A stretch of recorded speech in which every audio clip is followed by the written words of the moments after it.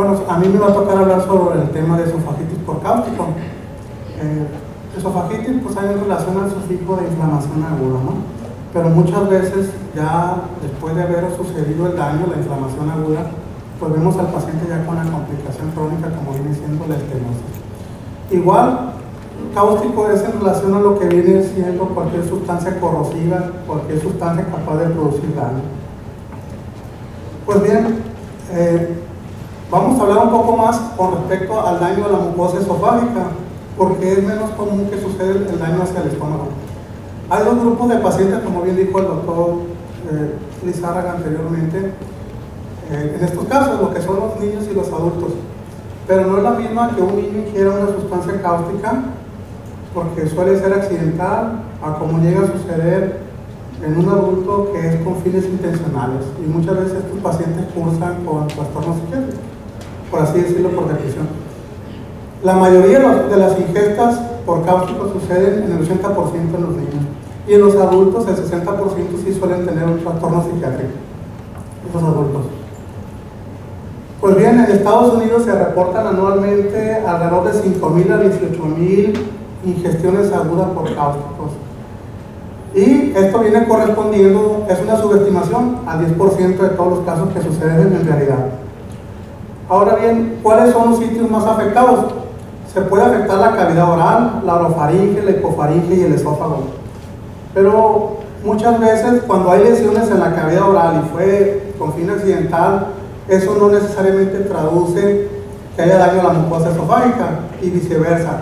Si el paciente no tiene lesiones en la cavidad oral, en lengua, no quiere decir que el paciente esté libre de daño a la mucosa esofágica, sobre todo cuando lo hizo con fines intencionales. Y los sitios más afectados suceden, como bien dijo el doctor Lizárraga, en las compresiones fisiológicas que tiene el esófago, por debajo del cricofaringio, en lo que viene siendo la compresión que da el bronquio principal izquierdo y en lo que viene siendo prácticamente la unión del esófago con el estómago. Y que sucede que se dañe tanto estómago como esófago, pues prácticamente sucede únicamente en el 14%. Y en cuanto al esófago, la parte más afectada viene siendo el tercio medio. Las sustancias alcalinas afectan más el esófago, las sustancias ácidas afectan más el estómago. Ahora bien, el daño va a depender de estas características: el tipo de cáustico, si es ácido o álcali, el estado físico, la concentración que tiene, el pH de la sustancia y la cantidad ingerida. Por eso muchas veces cuando un paciente ingirió un cáustico, es importante tratar de localizar el recipiente donde viene contenida esa sustancia. Ahora bien, los álcalis provocan daño cuando el pH es mayor de 11.5. ¿Y de qué sustancia estamos hablando? Bueno, pues de lo que se conoce como la sosa cáustica, el hidróxido de sodio, también el hidróxido de potasio, el hidróxido de amonio, carbonato de sodio, carbonato de potasio, el permanganato de potasio, ¿no? ¿Y dónde podemos encontrar estas sustancias cáusticas, estas sustancias corrosivas? Pues precisamente en los líquidos que tenemos en casa, ¿no? Líquidos para destapar caños, líquidos de plomería, detergentes que se utilizan para limpieza, ¿no? Blanqueadores. Ahora bien, lo que sucede la primera vez que el paciente ingiere un cáustico, pues las lesiones en cavidad oral, el paciente puede tener cialorrea, puede tener ardor, dolor en la boca, en la lengua, a veces puede tener síntomas respiratorios como es tos, estridor laringio, disnea. Y a veces si el paciente detecta, por ejemplo, si está en un recipiente de leche ese cáustico o en una botella de refresco, automáticamente lo va a expulsar. No lo mismo sucede cuando lo ingiere accidentalmente. Ahora bien, los álcalis provocan daño muy diferente a los ácidos. La necrosis que provocan los álcalis viene siendo por licuefacción o saponificación. Y esta saponificación de la mucosa, submucosa, pues sucede en los primeros 2-3 días. Puede haber también el fenómeno de trombosis de los vasos sanguíneos e intensa inflamación. En cambio, los ácidos provocan necrosis por coagulación, tiende a limitar la profundidad de la lesión de los tejidos y suele afectar menos, en este caso, el esófago. Ahora bien, para poder entender lo que viene siendo las manifestaciones clínicas del paciente y las potenciales complicaciones que va a llevar, es bien importante que entendamos que hay tres tipos de fase: la fase aguda, la fase latente y la fase de cicatrización. En la fase aguda el paciente me va a referir dolor ardoroso en la cavidad oral, dolor torácico retroesternal, disfagia y odinofagia. Y la disfagia y el dolor torácico retroesternal están en relación al edema y a la ulceración de la mucosa. También me puede referir cialorrea, náuseas y vómitos. Ahora bien, si el paciente llega a tener microaspiración o aspiración de la sustancia cáustica, pues va a tener disfonía, estilorlaringio, todas ideas lo que había comentado anteriormente. Y esto está en relación al edema laringio o a un fenómeno de epiglotitis. Esto, a los 3 o 4 días, los síntomas respiratorios empiezan a disminuir de intensidad considerablemente. ¿Qué es lo que podemos hacer nosotros? Bueno, pues con una lámpara de exploración podemos revisar lo que es la cavidad oral, revisar la uvula y la faringe, ver si hay ulceraciones, si hay membranas blanquecinas. Les repito, esto no quiere decir que si no encontramos lesiones en la cavidad oral no hay lesiones en el esófago. Las sustancias alcalinas suelen producir quemaduras y la coloración de la quemadura es amarilla o café. En cambio, los ácidos, las sales necróticas se van a manifestar de un color gris blanco. Ahora bien, cuando un paciente empeora su sintomatología, lo que debemos hacer rápidamente es una evaluación radiológica. Debemos de pensar que a lo mejor el paciente ya cursó con una perforación esofágica, con un fenómeno de mediastinitis o una perforación abdominal. Y esto lo sospechamos clínicamente cuando el dolor ha empeorado, ya apareció el dolor abdominal, hay signos francos de perforación esofágica como viene siendo el enfisema subcutáneo, o hay signos de rebote positivo en la cavidad abdominal. El paciente empezó a cursar con fiebre, está hipotenso, está taquicárdico. Pues bien, en la fase aguda y en la fase latente debemos de pensar estas complicaciones: la perforación esofágica o gástrica, la mediastinitis, la periostinitis, la hemorragia. Y estos fenómenos los podemos nosotros catalogarlo en el paciente si ya contamos con una evaluación endoscópica. La evaluación endoscópica me va a decir qué tipo de grado tiene de afección ese esófago. Hablamos de primer grado, de segundo grado y tercer grado, ¿no? Cuando se piensa en una perforación de tercer grado, estamos hablando que a lo mejor el paciente ya lo podemos tener con una peritonitis inminente o una mediastinitis inminente. Vean, esta es una placa simple de tórax, una radiografía de tórax, ¿no? Pensaría uno que fuera una broncografía, pero la cantidad de líquido en el esófago ya se extravasó y da esta apariencia. En la fase latente o segunda fase, esta suele comenzar cuando termina la segunda semana. Ya se presentó lo que viene siendo la fase de cicatrización. Algunos pacientes pueden tener síntomas como viene siendo la disfagia de tipo esofágico muchos meses después.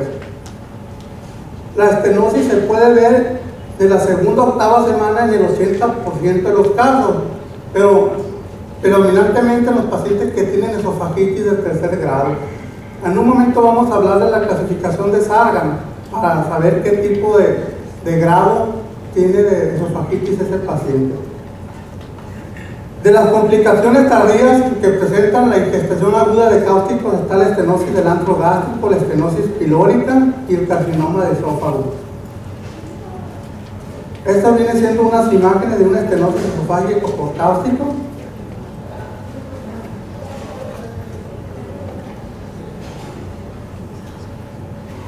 Aquí se puede ver cómo disminuye el calibre de la luz esofágica y cómo se ve completamente eritematosa esta parte con respecto a esta. La mucosa del esófago tiene un color rosa pálido Y aquí se ve una erosión. Este paciente que se encuentra con estenosis en una fase aguda. Aquí también se ve disminución en el calibre de la luz en la cavidad gástrica. Y aquí es una radiografía donde se ve una serie gastrorenal, donde se alcanza a ver un defecto de llenado negativo en esta parte del ano. Igual en este se alcanza a ver un defecto de llenado.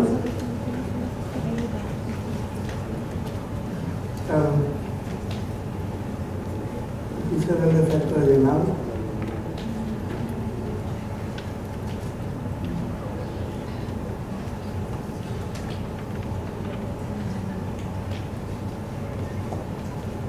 Aquí se ve el defecto de llenado como una estenosis pilórica. No se utiliza la manometría esofágica porque no tiene ninguna utilidad en este tipo de pacientes.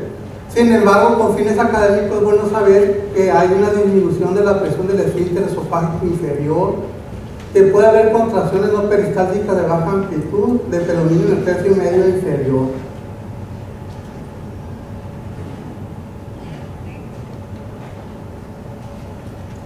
Ahora, ¿qué es lo que tenemos que hacer cuando tenemos un paciente con la sospecha de una ingestión aguda por cáustico? Tenemos que descartar lo que viene siendo mediastinitis a través de un ensanchamiento mediastinal, que tenga una perforación gástrica o esofágica, pues si hay aire libre subdiafragmático, una radiografía PA de tórax o la presencia de derrames pleurales, ¿no? Se puede utilizar una tomografía siempre y cuando se ha descartado una mediastinitis o un abdomen agudo quirúrgico, pero debemos de dar al paciente material hidrosoluble, no debe darse elevar. Ahora bien, la endoscopía me va a ser útil para establecer la gravedad del daño agudo a la mucosa esofágica o gástrica, si el paciente va a requerir hospitalización o va a medicar antibiótico de forma profiláctica, y me va a decir qué paciente potencialmente se me puede complicar. La endoscopía superior se realiza en las primeras 12 a 24 horas de evolución. Tenemos que descartar primero mediastinitis, repito, perforación esofágica, abdomen agudo. Sin embargo, menciona que cuando una endoscopía se hace después de 2 días, de 48 a 32 horas, se va a poder definir las lesiones mucho más fácilmente. Se tiene que utilizar un endoscopio de visión frontal. Afortunadamente todos los endoscopios son flexibles, tienen visión frontal, tienen un monitor, porque la principal causa de perforación esofágica viene siendo la instrumentación. Y si el paciente no se va a perforar, si no lo hacemos con mucho cuidado, pues podemos contribuir a eso, ¿no? Y definitivamente el paciente tiene que estar sedado. ¿Por qué es más común la perforación esofágica? Como todo el mundo sabemos, pues el esófago tiene mucosa, su mucosa tiene muscular, pero carece de serosa en la mayor parte de su longitud. Ahora bien, cuando un paciente tiene una esofagitis del primer grado, es un paciente que la mucosa está hiperémica y edematosa. Hay quienes mencionan que hay grado 0 cuando el esófago es normal. Primer grado, cuando tiene hiperemia y edema en la mucosa. Estos pacientes, si no los va a tener que ver el psiquiatra pronto, se le pueden dar líquidos y darse de alta. Los pacientes que tienen una esofagitis de segundo grado son aquellos pacientes que ya tienen afección a la mucosa y submucosa. Cuando ya hay daño en profundidad en milímetros de la mucosa, puede haber úlceras y exudados y la hemorragia está limitada. Estos pacientes ya tienen un riesgo de estenosis de un 15 a un 30%. En cambio, los pacientes que tienen una esofagitis de tercer grado, la más grave, prácticamente las ulceraciones son circunferenciales, son profundas, el paciente sangra mucho, llega a haber hasta cambios en la coloración de la mucosa y hay un riesgo muy alto de que se perforen. Estos pacientes muchas veces van a requerir manejo en terapia intensiva y definitivamente estar con nutrición parenteral. Aquí el riesgo incrementa enormemente hasta un 90% de que se vaya a estenosar. Vean cómo esta mucosa esofágica se ve prácticamente café amarilla o blanco amarillento, si ustedes quieren decirlo, y prácticamente se ve en toda su extensión. La segunda endoscopía se va a recomendar después de la segunda semana. Va a evaluar la curación de las lesiones en la fase aguda, permite detectar las complicaciones en la fase tardía. ¿Qué es lo que debemos de hacer en un paciente con una ingestión aguda por cáustico? Debemos mantenerlo en ayuno hasta no contar con una buena evaluación del paciente, ¿no? Revisar signos vitales, el ABC de la reanimación. El paciente se le debe de procurar la endoscopia, se debe descartar lo que viene siendo la mediastinitis, la perforación esofágica, que tenga abdomen agudo, tiene que estar canalizado por la administración de medicamentos, ¿no? Y cuando el paciente tiene síntomas respiratorios, debemos estar seguros que no tenga epiglotitis, quemaduras en las cuerdas vocales.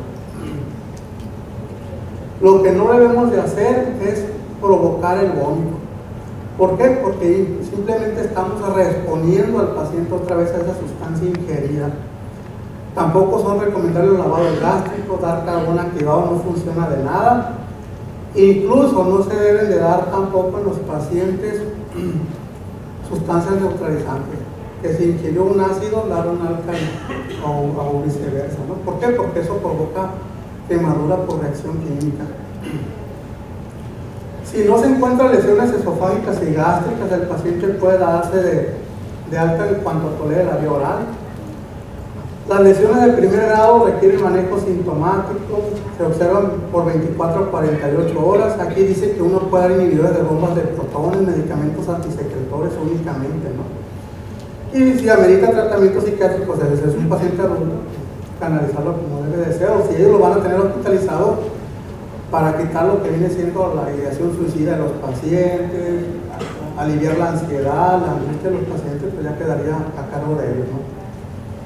Los pacientes que tienen lesiones de segundo grado sí ameritan hospitalización, porque estos pacientes van a requerir una segunda evaluación endoscópica.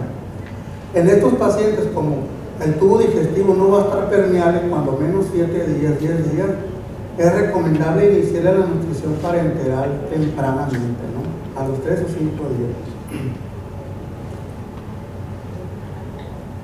Y las lesiones de tercer grado, estos pacientes si tienen compromiso en la vía respiratoria van a requerir manejo en terapia intensiva. Definitivamente está descartada la vía oral, tiene que darse nutrición parenteral total, incluso puede ser varias semanas. Han hecho muchos protocolos de investigación, como vienen siendo fármacos que inhiben la cicatrización, como colagenasas, análogos de prolina, la N-acetilcisteína, la D-penicilamina, la colchicina. De hecho, no funciona, no es útil, no es de benéfico para los pacientes. Los antibióticos se pueden utilizar en aquellas esofagitis de tercer grado. ¿Por qué? Porque esos pacientes son los que tienen riesgo de perforación esofágica y de que me desarrolle mediastinitis, punchado séptico. Pero esofagitis de primer y segundo grado están contraindicados, no tienen ningún beneficio. Tampoco dilatar al paciente. Si no tiene disfagia de tipo esofágico el paciente, para prevenir la estenosis esofágica, no resulta ni en segundo ni en tercer grado, ¿no? Ni colocar stés como este tipo metálicos autoexpandibles. Incluso han tratado de inyectar esteroides intratópicos ahí, tampoco funciona. Dicen que los esteroides inyectados, después de que se dilata un paciente, retarda los días o semanas para volverlo a dilatar al paciente. Ahora bien, el tratamiento de la estenosis como complicación tardía crónica, si son estenosis cortas se pueden dilatar con los dilatadores de Savary y Gila. También es un procedimiento instrumental invasivo, hay riesgo de perforación, de hemorragia. Las estenosis severas se pueden hacer con dilatación de dilatadores de tipo Tucker. Y las estenosis largas y severas, nosotros decimos las muy apretadas o las que están anguladas, definitivamente uno no se debe de meter con ese tipo de pacientes, hay que mandarlos a cirugía.